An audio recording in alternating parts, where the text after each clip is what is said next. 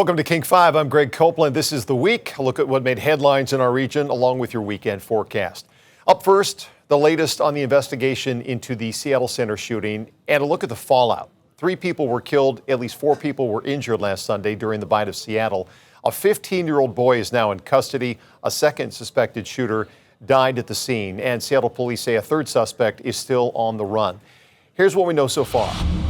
Well, prosecutors filed 2 charges, 1 count of assault and 1 count of unlawful possession of a firearm. Prosecutors are also requesting that this case against a 15-year-old be moved to adult court. It'll be up to a judge to make that decision. And for now, the teen is being held here at the Juvenile Justice Center. Now, here's what we know about this case from law enforcement. Police say they took the teen into custody at the scene Sunday after officers heard gunshots and saw the 15-year-old firing into the crowd. Police also detained a 19-year-old in connection with the shooting, but he died at the scene from a gunshot wound.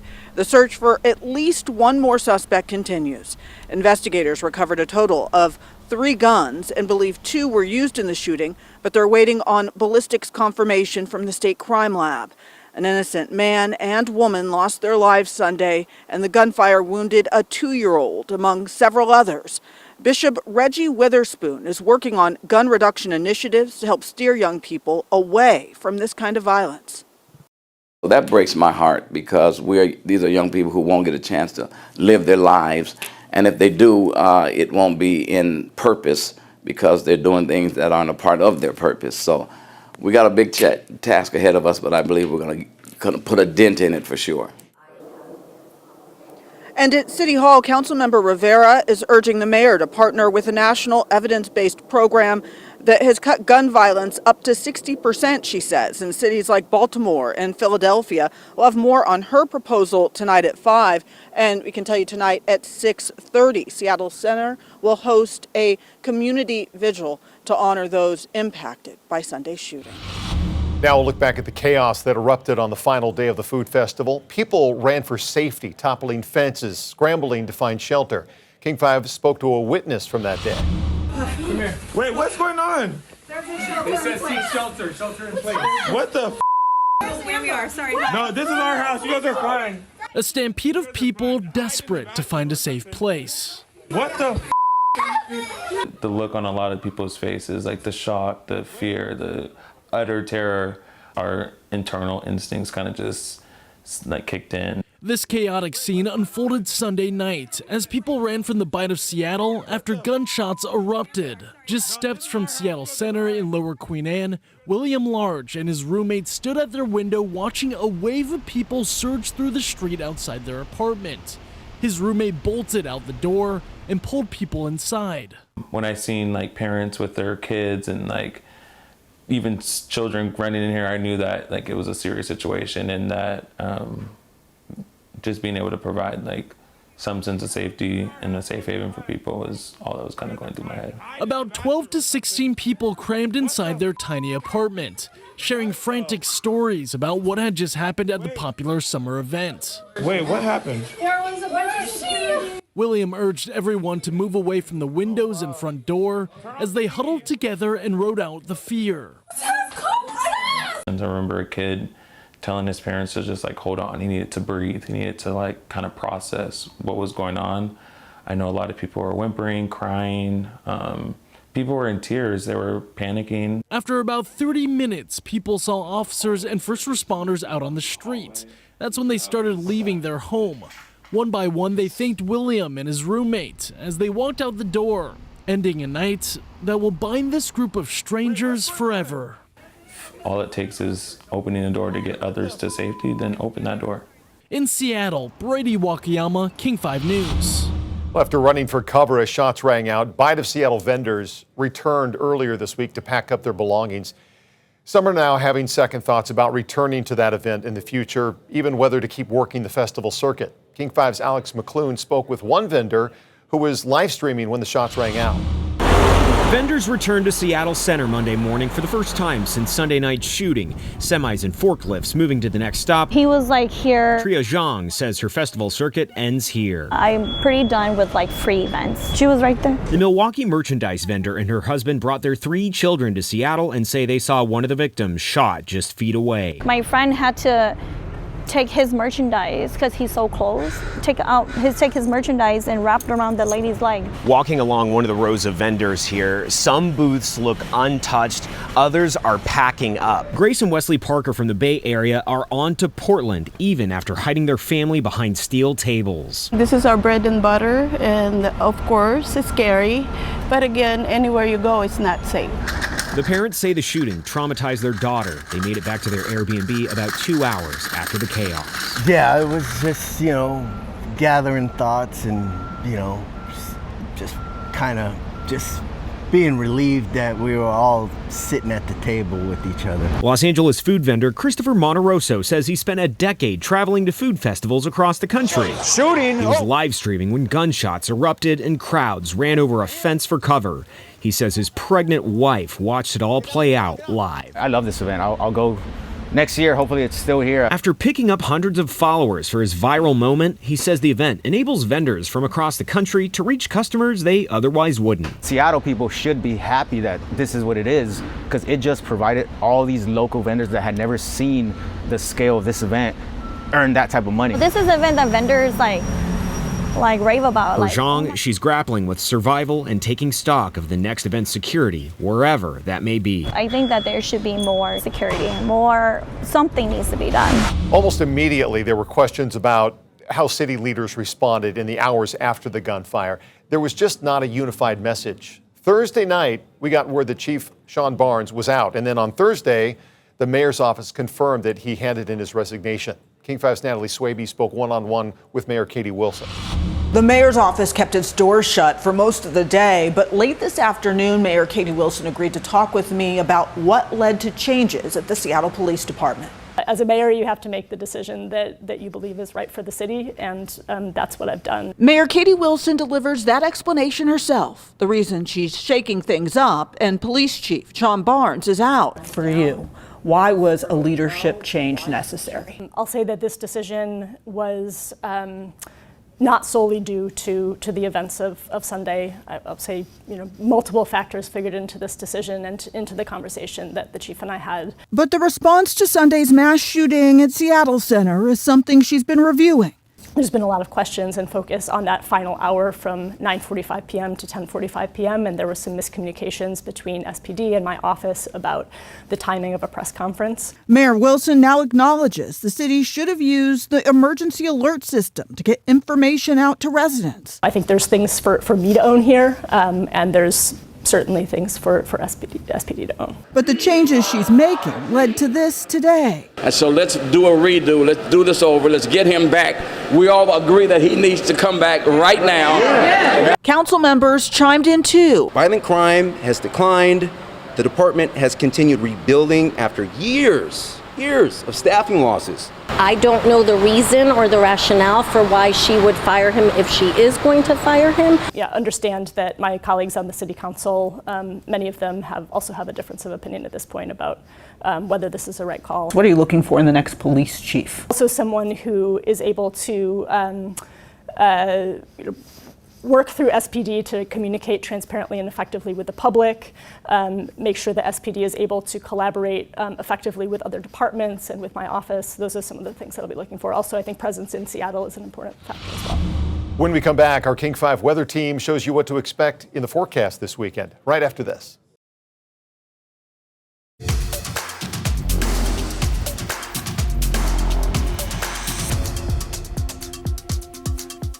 Hey there, everyone. Well, here we go into the weekend, and here we are now into the month of August. I am King 5 meteorologist Adam Claybon. We're also in Seafair Weekend, and well, Friday was beautiful. Saturday and Sunday, we expect to have more clouds and some showers that could be in place. And that could mean the Blue Angels at the air show, maybe some impacts to that. We'll get into that forecast here in just a second. But another thing that we're really monitoring is what's happening across more of central and eastern Washington, as we have a PDS, a particularly dangerous situation that has been issued by the National Weather Service, due in part because of some of the stronger winds that are going to kick up over there and the heightened fire danger because of that. And it looks like we're going to be dealing with some really strong winds over into those parts. And with the existing fires that we already have in place, all that can spread rather rapidly, or even maybe new fires. Those could spread rather rapidly as well. So we're going to get into that because it is a huge concern for us here heading into the day on Saturday. First, let's go over what's happening for the rest of Seafair weekend, as we're expecting temperatures in the lower 70s, and we'll have mainly cloudy skies, especially on Saturday. A little more sunshine expected into Sunday, and our higher chances of seeing some rain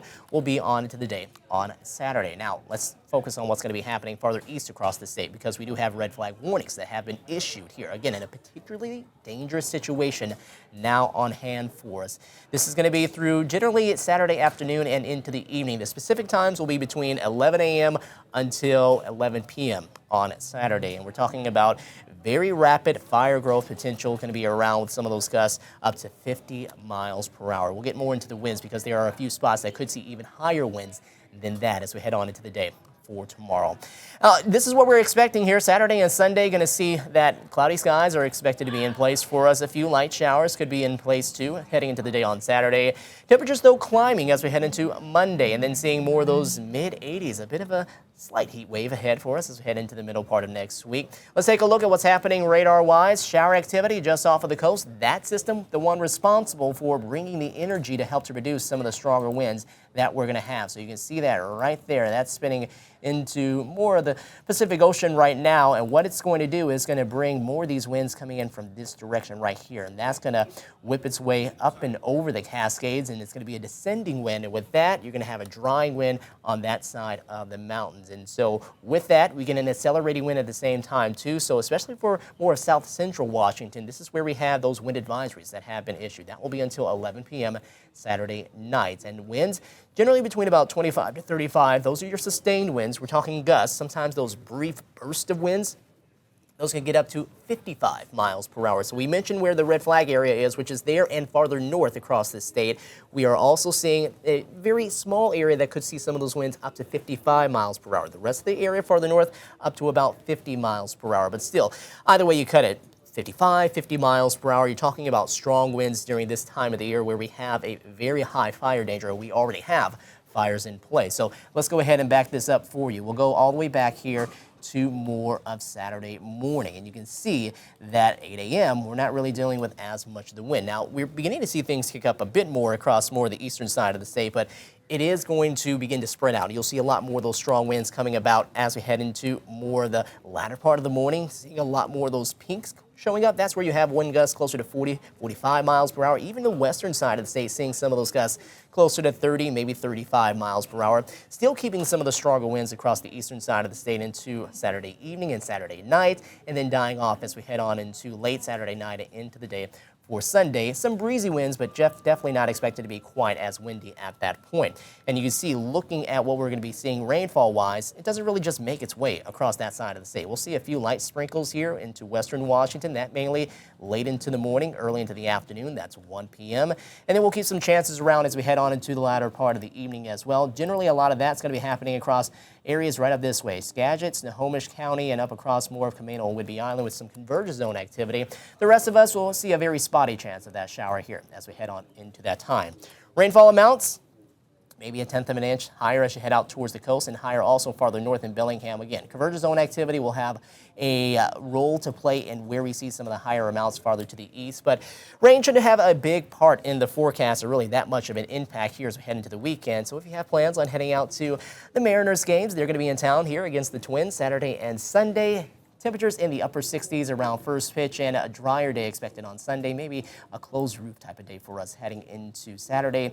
And then the Rainiers also in town, down in Tacoma. We're expecting to see generally similar conditions. Temperatures in the 60s, a little bit of a later start on Saturday at 6:05, 1:35 heading on into the day on Sunday. And then you can see that moves out of here, and then we start to see a ridge of high pressure build. That will be in place for us as we head into the middle and latter part of next week. Thankfully, nothing too major. So when it comes to our forecast and those highs, those are going to start to climb up into more of the mid-80s as we head on into next Tuesday, Wednesday, and Thursday, falling back down again on Friday. But again, big focus will be on Seafair weekend for us here west of the mountains as we head into the next couple of days for Saturday and Sunday, and then especially across the central and eastern part of the state with that particularly dangerous situation and the very high fire danger across those areas. Okay, everyone? Well, take care. Welcome to August and have a great weekend. We'll talk to you soon.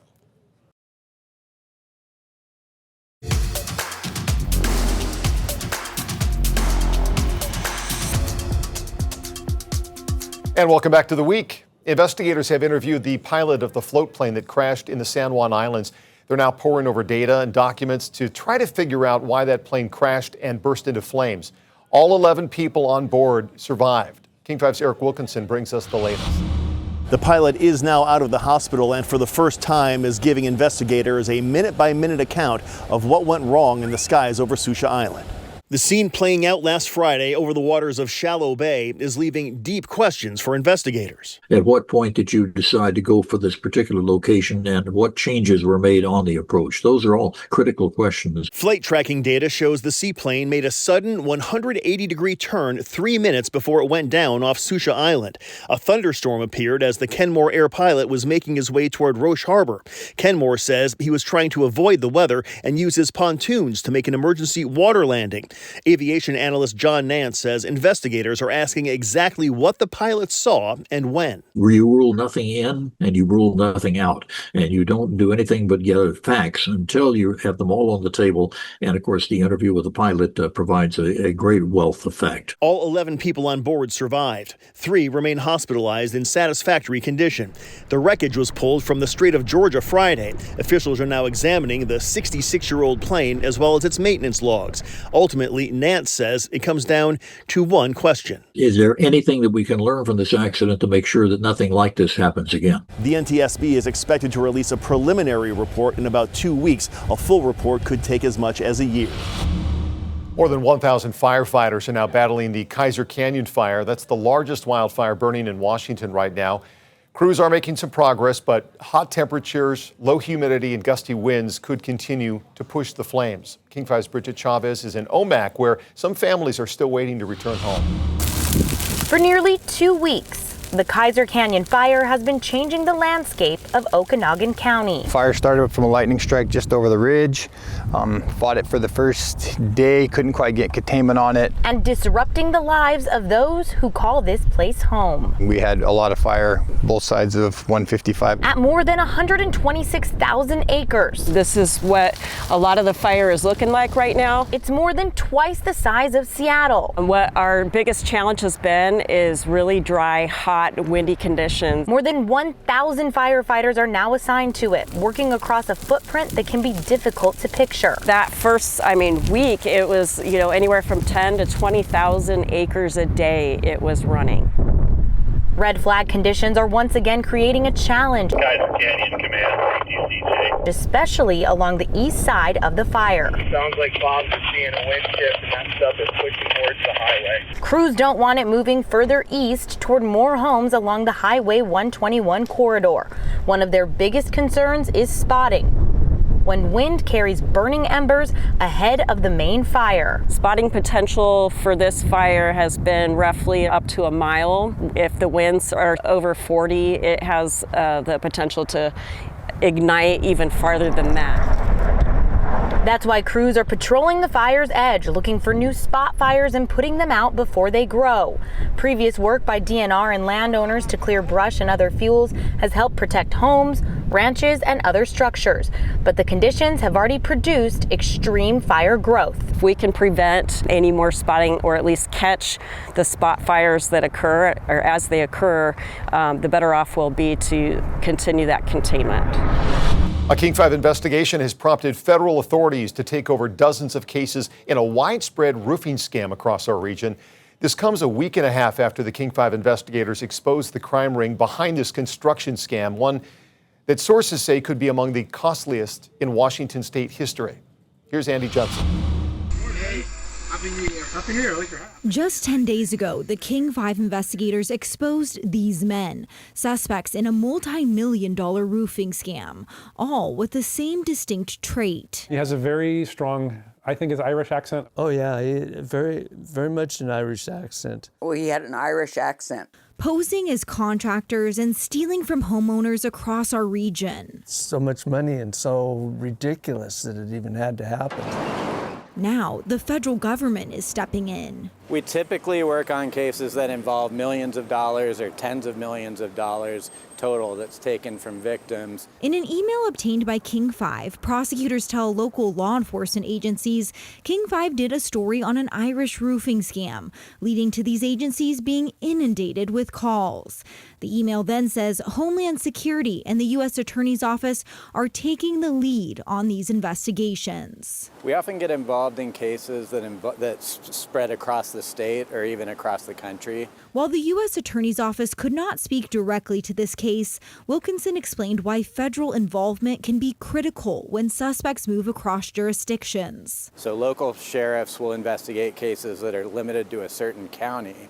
Our office and agencies like the FBI are able to investigate crimes that go across the state. Thank you very much. That's crucial with this scam. These men are on the move. Since our report aired, the King 5 investigators have heard from 30 victims across the region. They've sent photos like these of homes left in shambles. King 5 added up the losses reported by every victim we've spoken with, nearly $1 million. It's not okay. Yeah, it really makes me angry. The scale of the alleged losses is one reason federal investigators are now involved. They can also use tools local law enforcement doesn't have, including serving search warrants and freezing bank accounts nationwide, even internationally. And then seize the money and return it to the victims in the long run. But Wilkinson says federal investigations depend on one thing: more victims coming forward. Put it all together in a puzzle and identify the perpetrators. As ICE arrests continue daily in the Northwest, day laborers who often seek work near big box stores are feeling the pressure. King 5 immigration reporter Sharon Yu was in Shoreline, where many say they're afraid to show up but can't afford not to. It's no secret that outside of big box stores like Home Depot, there are day laborers looking for work every single day. A group of local volunteers is not only looking to protect them from ICE, but also change the narrative. I love burritos. Out of the back of a red SUV, day laborers pick up what might be their only meal of the day. It looks like very slow today. I don't think we'll get it. Maybe 1 or 2 jobs coming. Alex, who has been looking for work at this Home Depot corner in Shoreline for several years, I'm handyman. I build a house from the bottom to the top. says immigration enforcement has changed everything. A lot of people, the workers, that are scared for ICE. Solo venimos a trabajar. Pauline says immigration issues have always existed, but the tone is different this time around. Ha cambiado bastante. It's changed a lot. There was always deportations before, but now there's lots of raids. They go around hunting us like we're animals. Chris McGargy is the organizer for Shoreline's chapter of the National Day Laborers Organizing Network.